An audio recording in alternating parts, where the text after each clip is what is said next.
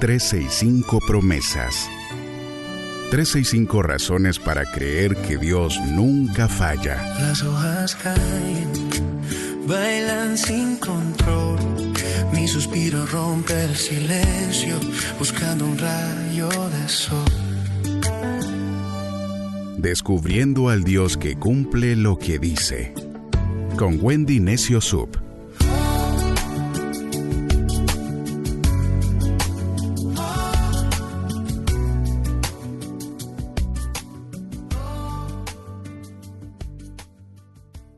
...5 de julio, promesa 186...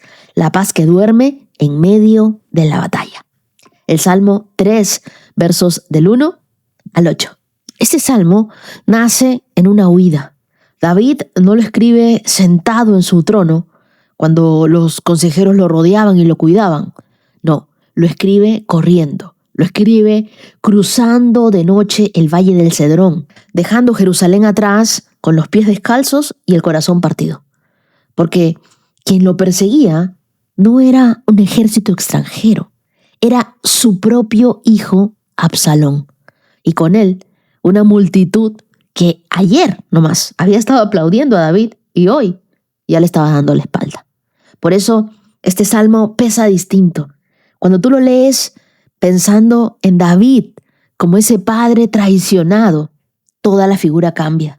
Porque no habla de un enemigo lejano, habla de la traición de los cercanos. Y en medio de esa fuga, David menciona el Monte Santo, Moriah, la misma colina donde generaciones después Salomón levantaría el templo. David todavía no tenía ese templo, no tenía un edificio, no tenía un altar visible, solo tenía la certeza de que Dios seguía escuchando, aunque él estuviera corriendo en la oscuridad. Y en medio de este texto aparece una palabra rara, Selah, lo que aquí se traduce como interludio. Selah, que nosotros lo tenemos en nuestras Biblias, es una pausa musical. Es un silencio deliberado dentro del Salmo. Es el momento donde David dice, detente un segundo, respira. No sigas leyendo los salmos como si nada. Selah es, detengámonos y escuchemos qué es lo que Dios nos está diciendo. A veces lo más espiritual que nosotros podemos hacer no es tener una respuesta, es simplemente pausar el pánico, el tiempo suficiente para volver a escuchar la verdad de la palabra de Dios, volver a alinearnos con lo que Dios quiere decirnos. ¿Te das cuenta que muchos de nosotros nos hemos acostumbrado a lo rápido, a las cosas instantáneas, automáticas? Hablamos y no nos detenemos a escuchar qué es lo que Dios nos dice. Bueno, cada vez que tú leas Selah en la Biblia, detente, haz una pausa y escucha la voz de Dios. Ahora, con todo eso que te he dicho en mente, voy a leer el Salmo 3 en la Nueva Traducción Viviente, verso 1. Oh Señor, tengo tantos enemigos, son muchos los que están en mi contra. 2. Son tantos los que dicen, Dios no lo rescatará. Interludio, Selah. 3. Pero tú, oh Señor, eres un escudo que me rodea. Eres mi gloria y el que sostiene mi cabeza en alto. 4.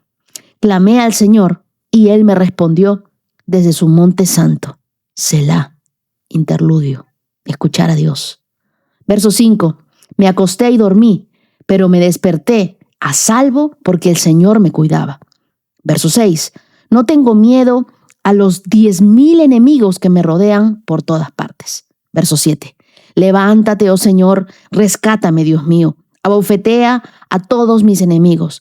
Destroza los dientes de los malvados. Verso 8. La victoria proviene de ti, oh Señor. Bendice a tu pueblo. Interludio. Selah. Escuchar a Dios.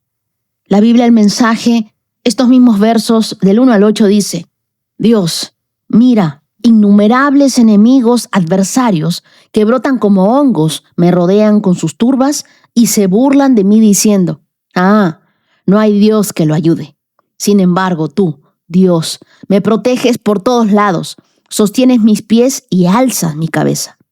Con toda mi fuerza clamo a Dios Su respuesta retumba desde el Monte Santo. Me acuesto y duermo, y luego me levanto, descansado, fuerte y firme, sin miedo a las turbas enemigas que vienen hacia mí de todos lados. Levántate, Dios, Dios mío, ayúdame. Abofetéales la cara. Primero una mejilla, luego la otra. Golpéalos fuerte con tu puño en sus dientes. La verdadera ayuda viene de Dios. Tu bendición reviste a tu pueblo. Lo que te rodea no define lo que te cubre. Dios es el escudo que llega a donde tú ni siquiera alcanzas a ver. Imagina que tú estás en medio de una tormenta y alguien te entrega un paraguas.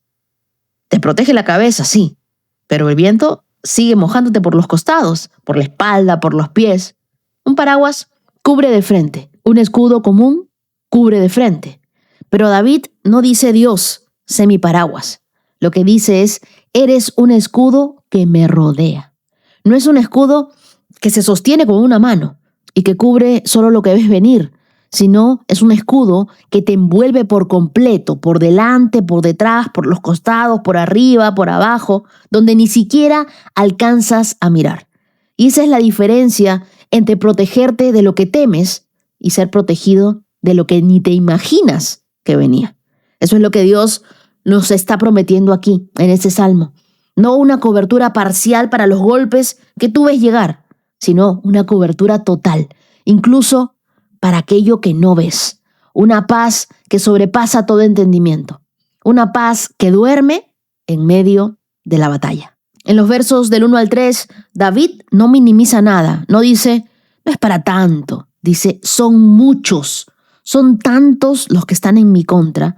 Y el golpe no era solo físico, también era emocional. Dios no lo rescatará. Esa frase es como una serpiente que se trata de meter en tus pensamientos. Es el mismo susurro que nosotros escuchamos el día de hoy, que nos dice, si Dios te amara, no estarías así. Pero hoy vamos a desenmascarar al enemigo, porque normalmente la ofensa y la traición de los más cercanos lo que hacen es precisamente ser la carnada que el enemigo usa para separarnos de Dios, quien es justo, quien más necesitamos. Y David aquí hace todo lo contrario de lo esperado. No se aleja de Dios por la traición que acababa de recibir, sino que corre hacia Él. Allí está la madurez. Cuando las circunstancias parecen estar contra ti, no significa que Dios lo esté. Porque las cosas no hayan salido como tú las esperabas, no quiere decir que Dios no haya respondido a tu oración. Y la respuesta no es un escudo de frente, es el escudo que me rodea. Es Dios cubriendo lo que tú ves venir y lo que ni siquiera te imaginas que pudo haber sucedido contigo. Por eso también, cuando la Biblia dice que Él sostiene mi cabeza en alto, esto es cuando Absalón traiciona a David. David podría caminar con la cabeza baja, claro, con culpa, con vergüenza. Puede haberse sentido humillado, pero él declara que su gloria no depende de su reputación, depende de Dios. Quien sabe quién es en Dios no permite que la traición de otro le defina el rostro. Cambie tu semblante, porque tú sabes lo valioso, lo importante, lo especial que eres para Dios. Y cuando tú lo sabes, te puede haber traicionado cualquier persona súper importante, pero tú sabes que estás cubierto por el Señor, que en realidad esa traición fue parte de la protección de Dios, fue parte de una respuesta a tus oraciones. Cuando tu cabeza cae por el dolor, Dios no te sermonea, Él levanta tu cabeza. Así que de repente tú el día de hoy estás caminando con la cabeza baja, triste, flaco, ojeroso, cansado y sin ilusiones. Pero al estar en la presencia de Dios, uno puede levantar la cabeza porque sabes, de repente esto no sucedió porque Dios me estaba guardando. Dios me estaba cubriendo por todos lados. Es parte de su protección en mi vida. De repente yo ahora todavía no lo veo, pero el Señor siempre tiene un plan mejor. David, en los versos del 4 al 5, menciona el Monte Santo, Él moría en Jerusalén, el mismo lugar donde generaciones después se construiría el templo.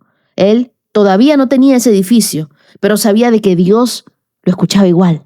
Y aquí hay un secreto de la estabilidad emocional. La paz no llega cuando el problema se resuelve. Llega cuando la oración es respondida por dentro, aunque por fuera nada haya cambiado. Por eso el versículo siguiente es tan fuerte y tan hermoso. Me acosté y dormí.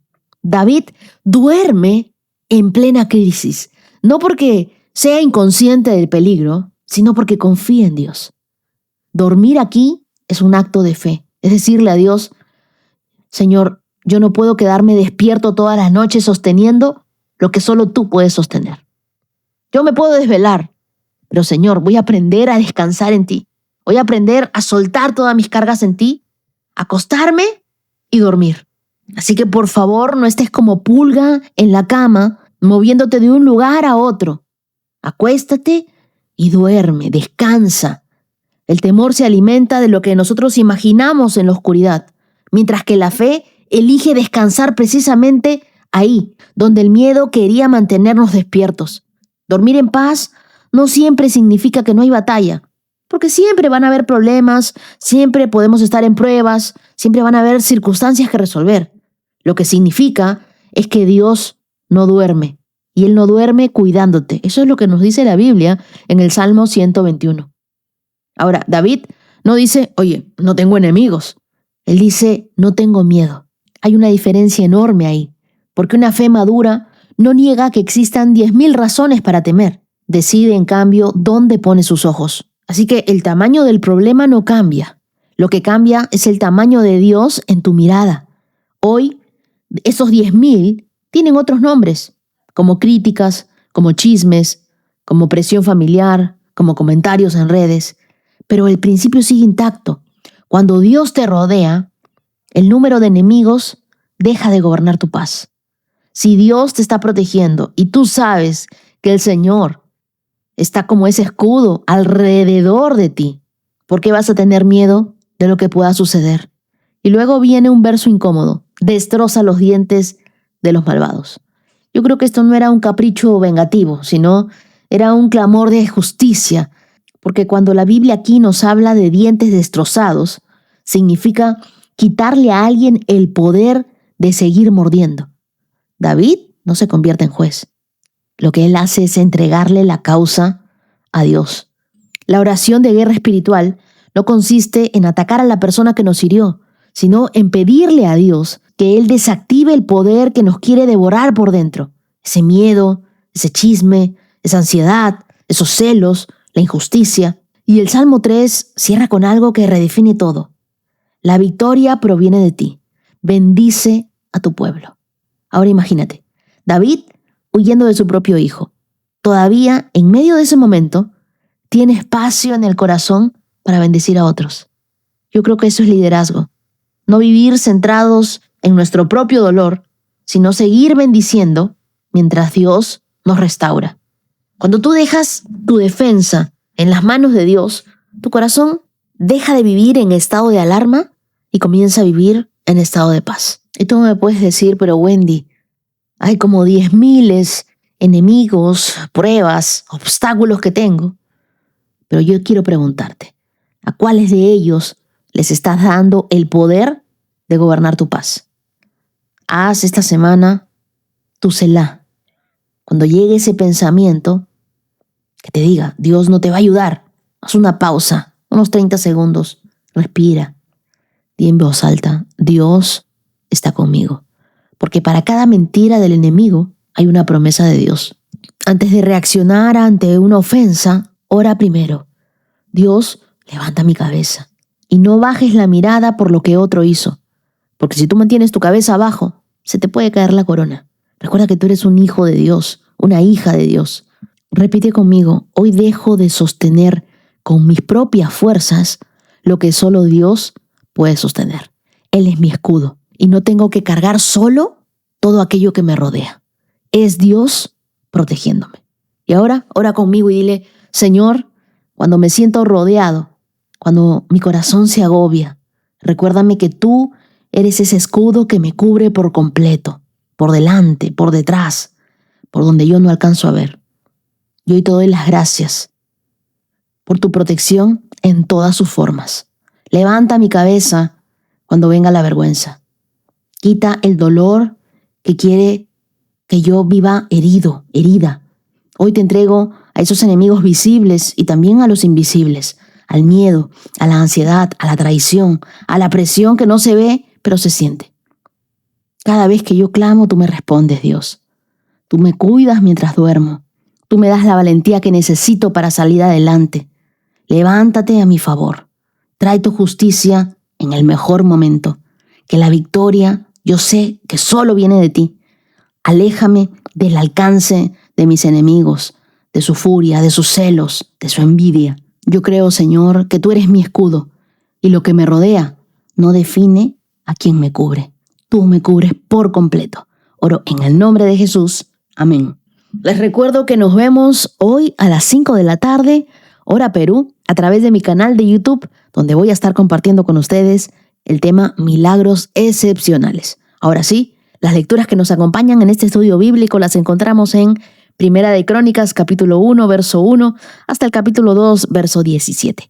Hechos, capítulo 23, versos del 11 al 35. El Salmo 3, versos del 1 al 8, que ya no vamos a leer porque ya lo tratamos en la promesa, y Proverbios, capítulo 18, versos del 4 al 5. Y ahora te pido que tomes tu Biblia, tu lapicero, tu cuaderno, le pidas al Espíritu Santo que te hable. Ponte tus lentes de la fe, abróchate los cinturones, porque comenzamos esta carrera por estos 186K en 3, 2, 1, adelante. Hoy iniciamos una nueva lectura, el libro de Primera de Crónicas.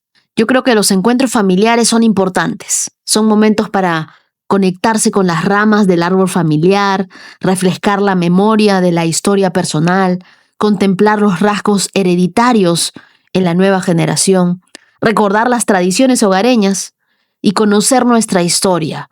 Y también nuestras conexiones familiares nos permiten adquirir un sentido de identidad, de herencia, de destino. Con este importante propósito, el escritor de Primera de Crónicas comienza su obra con una extensa genealogía.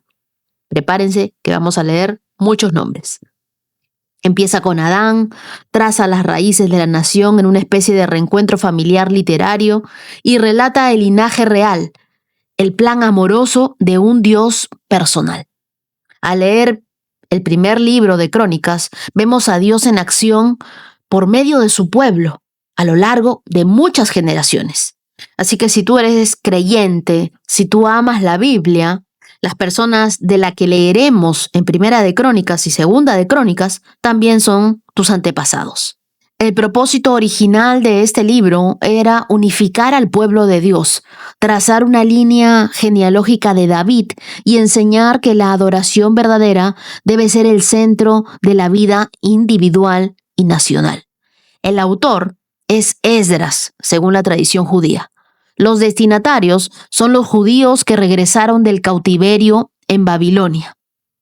Se presume que fue escrito alrededor de los 430 años antes de Cristo y se describen sucesos que ocurrieron por ahí en el año 1960 antes de Cristo. Este libro fue escrito después del cautiverio y resume la historia de Israel, haciendo énfasis en la herencia espiritual del pueblo judío a fin de unificar a la nación. Este libro de Primera de Crónicas es un fuerte recordatorio de la necesidad de conocer nuestras raíces a fin de redescubrir nuestro fundamento espiritual. Al leer Primera de Crónicas, nosotros vamos a investigar nuestro legado espiritual. Con eso en mente, leamos Primera de Crónicas, capítulo 1. De Adán hasta los hijos de Noé. Los descendientes de Adán fueron Set, Enos, Caimán, Mahalael, Jared, Enoc, Matusalén, Lamec y Noé. Los hijos de Noé fueron Sem, Can y Jafet. Los descendientes de Jafet fueron Gomer, Magog, Madai, Javán, Tubal, Mesec y Tirás. Los descendientes de Gomer fueron Asenac, Rifat y Torgama. Los descendientes de Javán fueron Elisa, Tarsis, Kitim y Rodanim. Los descendientes de Can fueron Cus, Misraim, Fut y Canaán.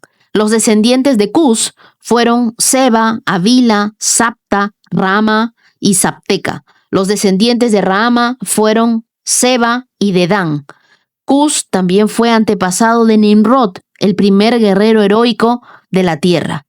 Misraim fue antepasado de los ludeos, los anameos, los leabitas, los naftujitas, los patruseos, los caslujitas y los caftoritas, de los cuales descendieron los filisteos. El hijo mayor de Canaán fue Sidón, antepasado de los sidonios. Canaán también fue antepasado de los hititas, los jebuseos, los amorreos, los gergeseos, los heveos, los araceos, los cineos, los arvadeos, los semareos y los amateos.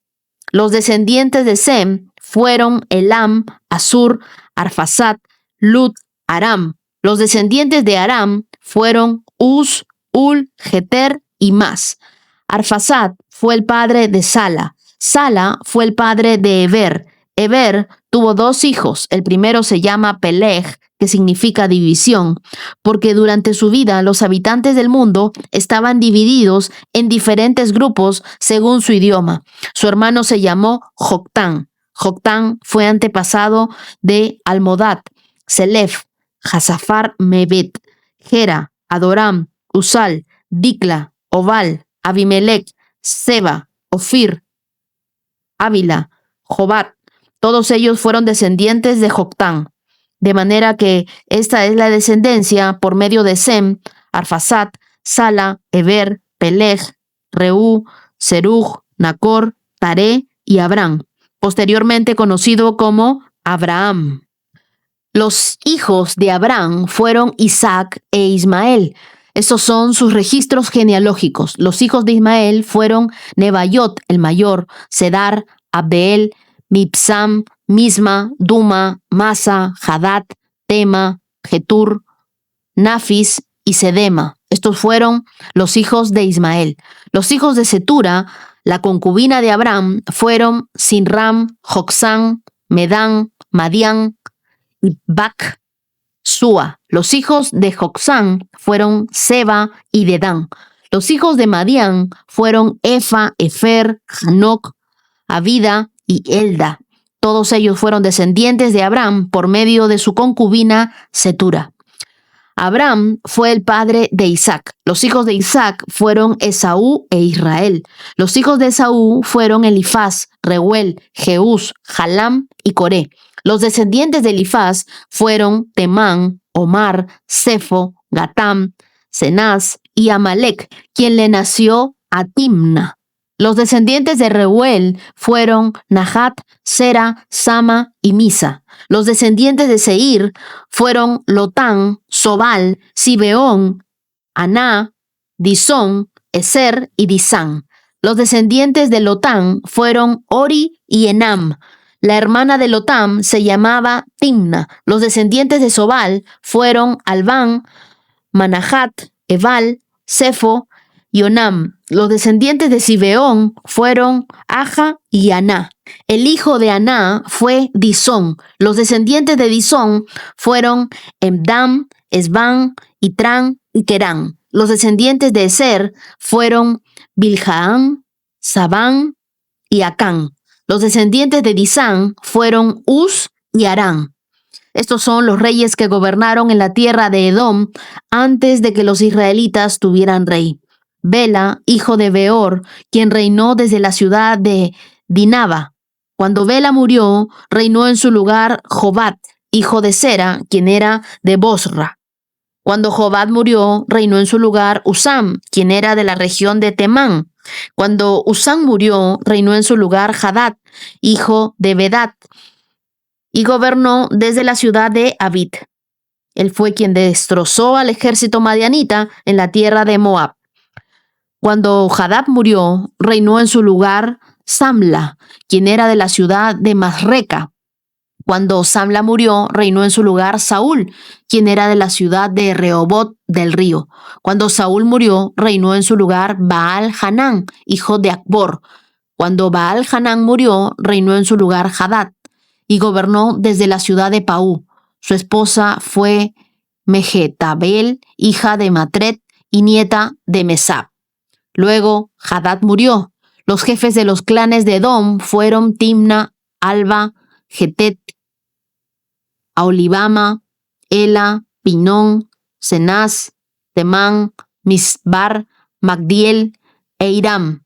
Estos son los jefes de los clanes de Edom. Los hijos de Israel fueron Rubén, Simeón, Leví, Judá, Isaacar, Zabulón, Dan, José, Benjamín, Neftalí, Gad y Aser. Judá tuvo 3 hijos con Betsúa, una mujer cananea. Sus nombres fueron Onán y Sela. Pero el Señor vio que era el hijo mayor, era un hombre perverso, de manera que le quitó la vida. Tiempo después, Judá tuvo mellizos con Tamar, su nuera viuda. Sus nombres fueron Fares y Zera. En total, Judá tuvo 5 hijos. Los hijos de Fares fueron Esrón y Amul. Los hijos de Zera fueron Simri, Etán, Emán, Calcol y Darda. 5 en total. El hijo de Camri, un descendiente de Simri, fue Acán, quien trajo calamidad sobre Israel cuando tomó el botín que había sido apartado para el Señor.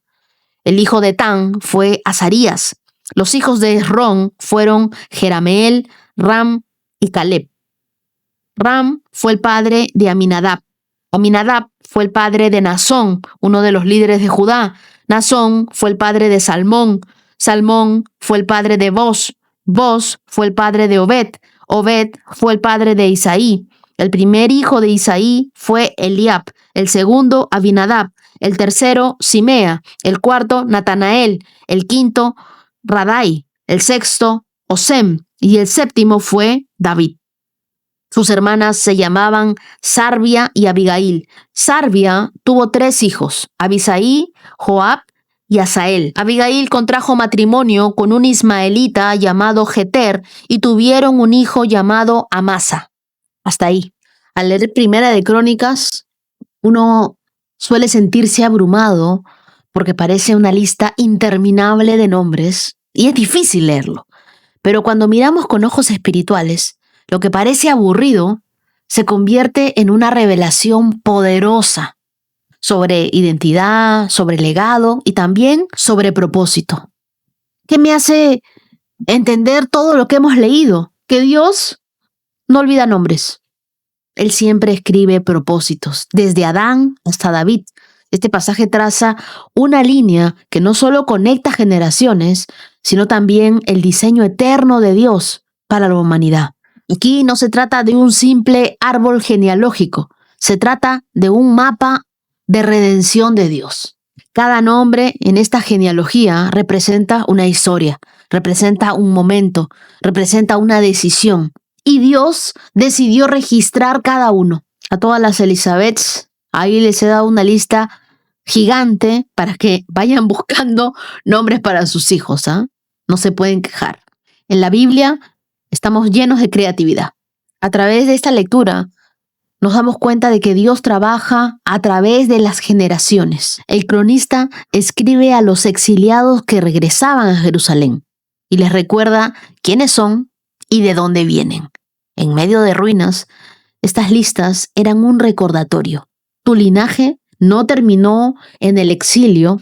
Hay promesas vivas que aún no se han cumplido. Quizá tú también te puedes sentir en ruinas, pero tu historia sigue siendo parte del plan de Dios. Entre los nombres que vemos en estos personajes, encontramos a Esaú. Primera de Crónicas, capítulo 1, verso 35. Y nosotros sabemos que la historia de Esaú no fue la más ejemplar. Sin embargo, aún así está registrado. ¿Por qué? Porque Dios no omite lo imperfecto, sino que lo integra en su historia para mostrar su gracia. No es tu historial lo que limita a Dios, sino que muchas veces es tu falta de fe en que Él puede usarte a pesar de tu pasado. ¿Tú te avergüenzas por algo de tu pasado? ¿Sientes que tu historia no tiene un peso espiritual? Recuerda que hasta Esaú tiene un lugar en la línea de Dios. No escondas lo que Dios quiere redimir. Hechos, capítulo 23, verso 11. Esa noche el Señor se le apareció a Pablo y le dijo: «Ten ánimo, Pablo. Así como has sido mi testigo aquí en Jerusalén, también debes predicar la buena noticia en Roma». A la mañana siguiente, un grupo de judíos se reunió y se comprometió mediante un juramento a no comer ni beber hasta matar a Pablo. Eran más de 40 los cómplices en la conspiración. Fueron a los sacerdotes principales y a los ancianos y les dijeron: «Nos hemos comprometido mediante un juramento a no comer nada hasta que hayamos matado a Pablo.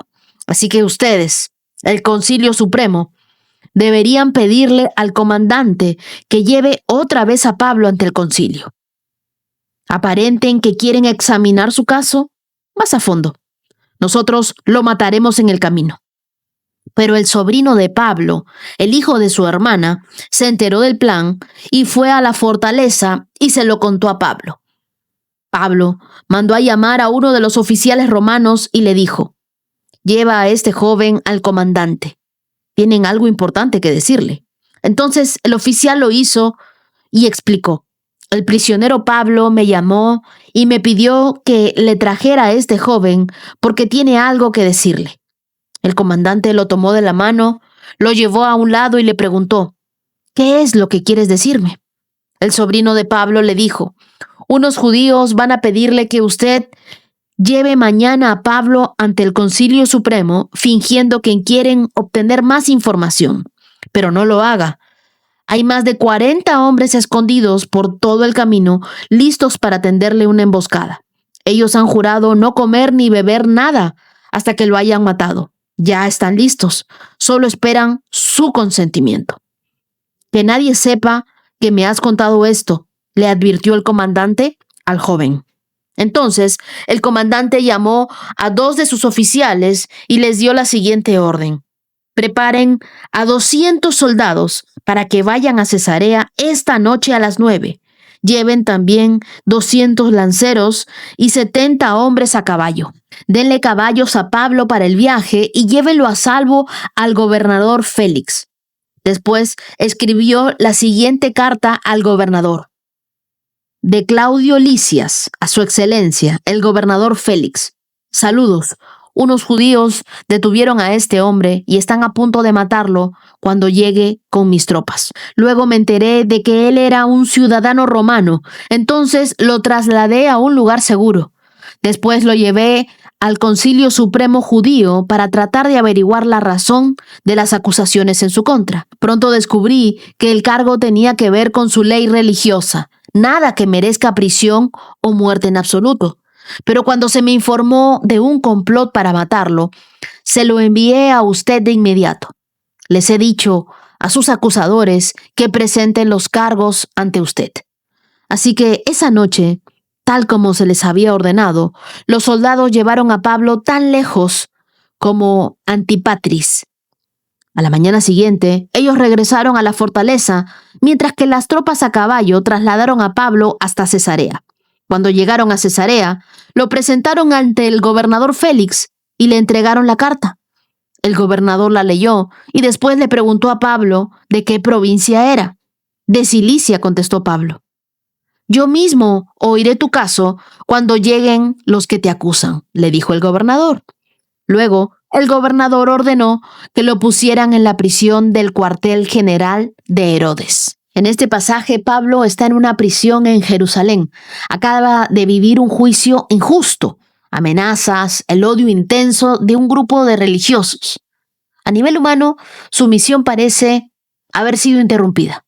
Pero justo allí, en una celda, Dios le habla y le dice en el verso 11: «Ten ánimo. Así como has sido mi testigo aquí en Jerusalén, también debes predicar la buena noticia en Roma». Lo cierto es que cuando Dios te da una palabra, ni el complot del infierno puede detener tu propósito. Aunque el enemigo haga planes en tu contra, Dios te protege. Mira, mientras Pablo dormía, 40 hombres estaban jurando no comer hasta matarlo. Pero Dios ya había hablado antes: debes ir a predicar a Roma. Y cuando Dios da una palabra, Los planes del enemigo se invalidan. Cuando Dios te llama, también envía provisión, protección y dirección. Así que cuando sientas que tu misión se interrumpe, recuerda que Dios planeó tu destino antes de que tus enemigos planearan tu caída. ¿Y sabes qué? Dios te cuida incluso en detalles que nunca ves. ¿Cómo es eso? El sobrino de Pablo escucha sobre el complot y avisa. ¿Coincidencia? No lo creo. Dios puso a alguien justo allí, en el momento preciso. Un adolescente. El instrumento de protección fue un joven que tenía acceso a Pablo. Pídele a Dios que te dé discernimiento para reconocer qué personas deben estar cerca de ti en momentos clave. Cuando el comandante Lisias se entera del plan para asesinar a Pablo, organiza una escolta de 470 soldados.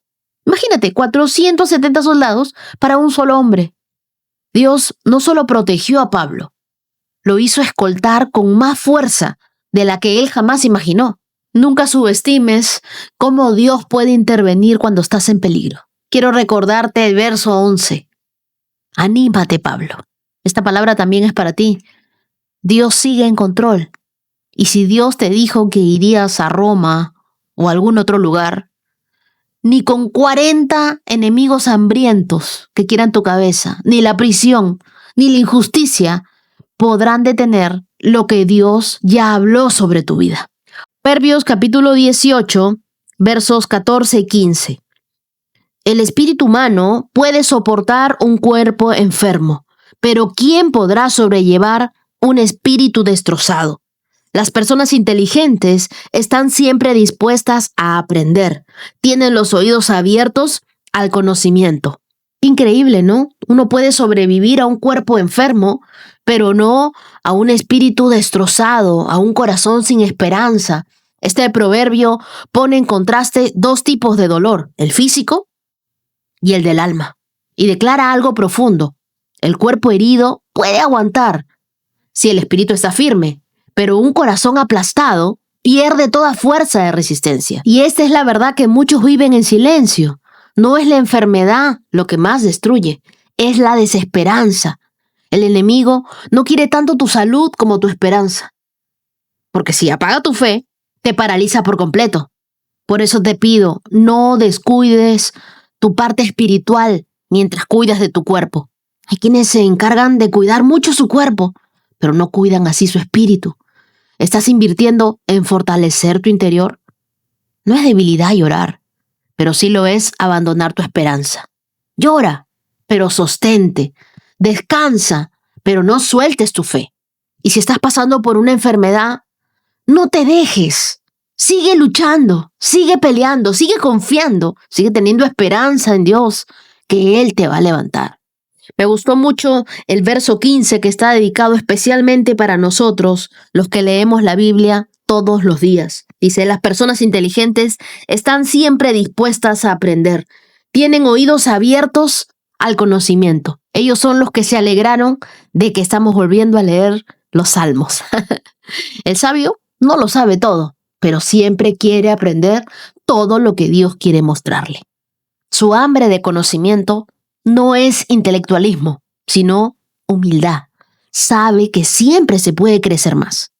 Las mentes cerradas normalmente también cierran las puertas, pero la curiosidad guiada por el Espíritu Santo abre tu entendimiento y te da revelación. El necio, en cambio, no escucha para entender. Solo se rodea de lo que refuerza su ego. Se alimenta de necedades, es decir, de ruido, pero que no transforma. Dios no te prometió una vida sin dolor, pero sí un espíritu que puede vencerlo todo cuando está lleno de Él. ¿Quién podrá sobrellevar un espíritu quebrantado? No se trata solo de sentirse mejor, se trata de restaurar la raíz con verdad, con dirección, con presencia de Dios. El ánimo no se recupera con frases vacías o con píldoras motivacionales. Se renueva con la presencia de Dios, con la identidad, con el propósito, con la palabra de Dios. Dios, hoy vengo ante ti con lo que hay en mí. Si mi cuerpo se cansa, fortalece mi espíritu. Si mi alma está quebrada, restáurala con tu presencia. Dame oídos de sabio, sed de verdad y hambre por tu palabra. Que yo no me canse de estudiar, de estar cerca a ti. Enséñame a buscar lo eterno cuando todo lo temporal tambalea. No quiero llenarme de ruido, sino de tu dirección, Dios. Dame un espíritu firme, que no se rinde, que no se apaga, que no se desanima y que confía cuando todo lo demás falla. Gracias, Dios. Oro en el nombre de Jesús. Amén. Y así llegamos a estos 186K. Y ahora te invito a escuchar el testimonio de María Nidia desde Alemania. Hola, querida Wendy. Te envío este audio para compartirte las maravillas que Dios ha hecho en mi vida. Estoy desde hace 3 semanas limpia, sin una gota de alcohol. Yo solía beber socialmente con mi esposo todas las noches una botella de vino, pero había momentos en los que no podía parar y a veces me bebía más de una botella. A veces hasta hemos tenido problemas y situaciones desagradables por esto, porque no puedo controlar, no lo puedo controlar. Quiero agradecerte inmensamente por tener la paciencia y la perseverancia para hacer este reto, para todos los días sentarte y grabar. Yo todos los días pienso en la bendición que tengo de poder ser parte de esta comunidad de 365 días con Dios. Te mando un saludo grande desde Alemania y te quiero pedir si, por favor, me puedes guiar en cuanto a una iglesia cerca de donde vivo. Yo vivo en una ciudad que se llama Siegen, cerca a Colonia. No me congrego, pero pertenezco a un grupo que se congregan en Essen, que a 2 horas de donde vivo, es muy lejos. Y también a veces trabajo los fines de semana porque soy enfermera aquí en un hospital. Y pues quiero seguir tus sugerencias como tantas cosas en las que me has ayudado.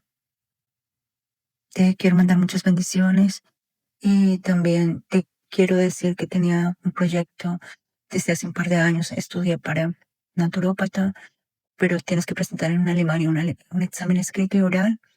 He presentado 4 veces el escrito, lo he pasado una vez, pero no pasé el examen oral. Todavía me pregunto si lo hago una 5ª vez.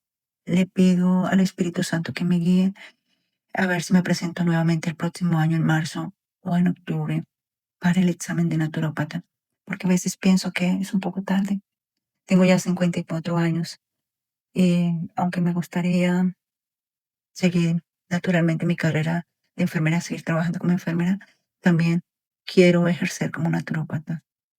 Pero pues a veces no sé si esto sea porque no lo debo hacer. Quiero pedirle a Dios no su aprobación, sino su dirección. Quiero que Él me guíe para saber si de verdad lo tengo que hacer o no. No soy muy buena para hablar,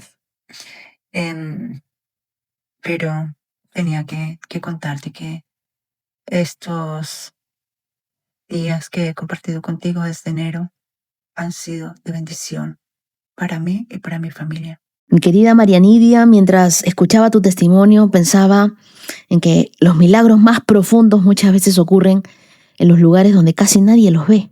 Hay personas que creen que un milagro solo sucede cuando Dios sana un cuerpo o cuando abre una puerta económica. Pero también es un milagro cuando el Señor rompe con una cadena que parecía parte de la rutina.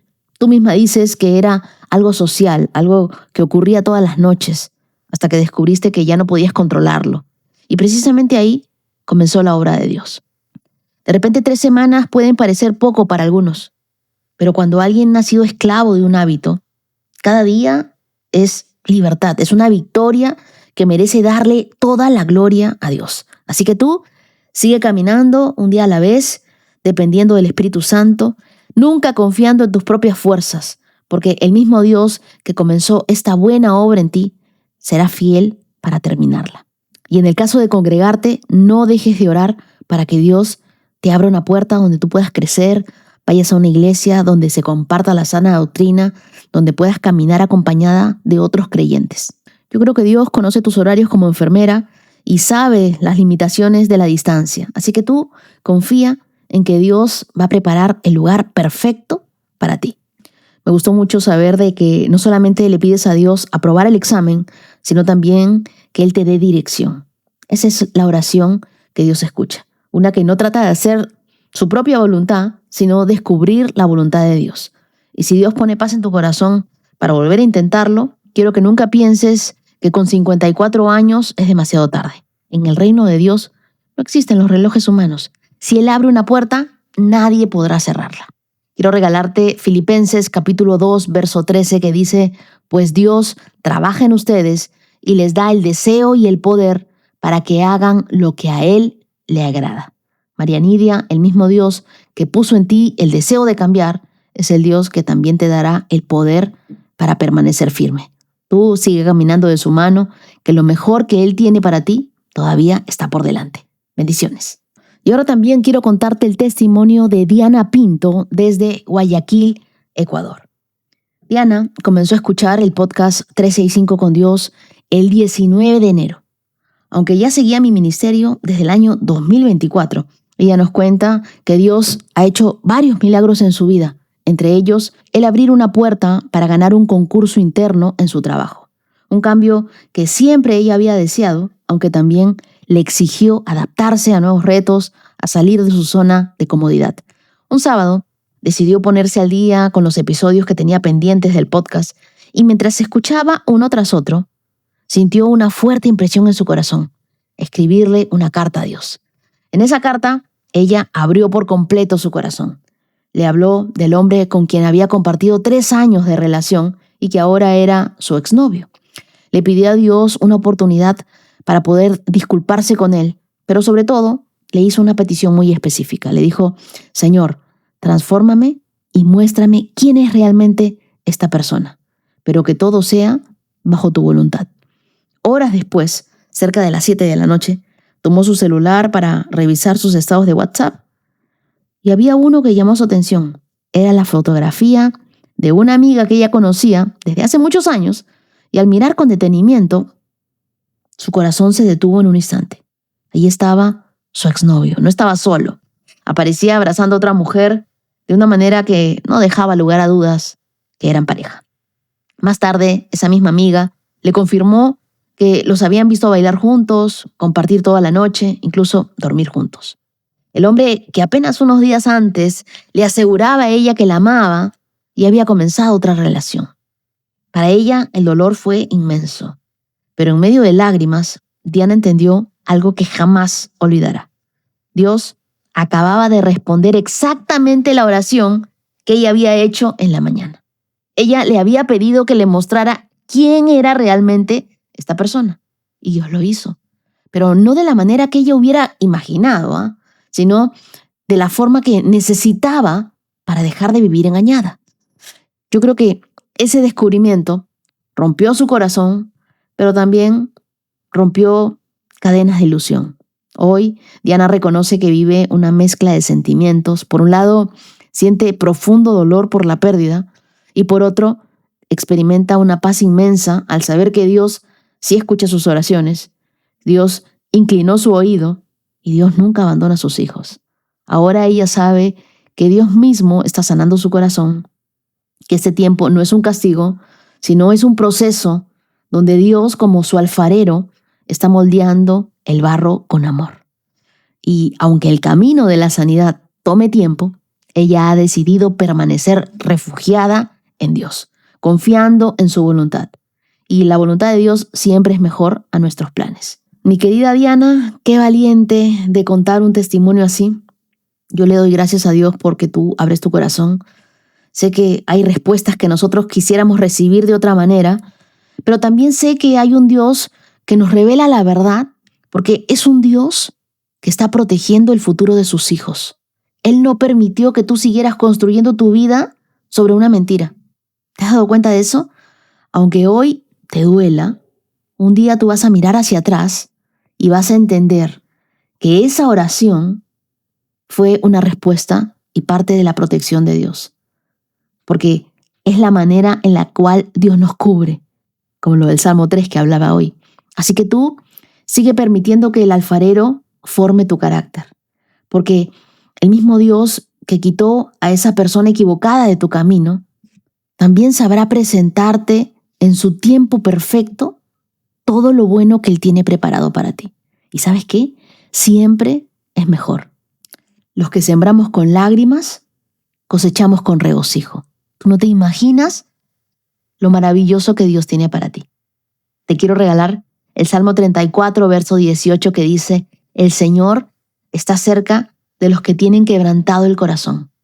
Él rescata a los de espíritu destrozado. Y ahora quiero agradecer a los corazones generosos íntimos de esta hermosa comunidad. Muchas gracias a Rafael Rojas. Dios te bendiga. Carmen Mora Pena. Dios te bendiga. Verónica Quirós. Muchas gracias Araceli Esperanza Rojas. Y desde el canal de YouTube, gracias a Verónica González, a Dayana Cifuentes.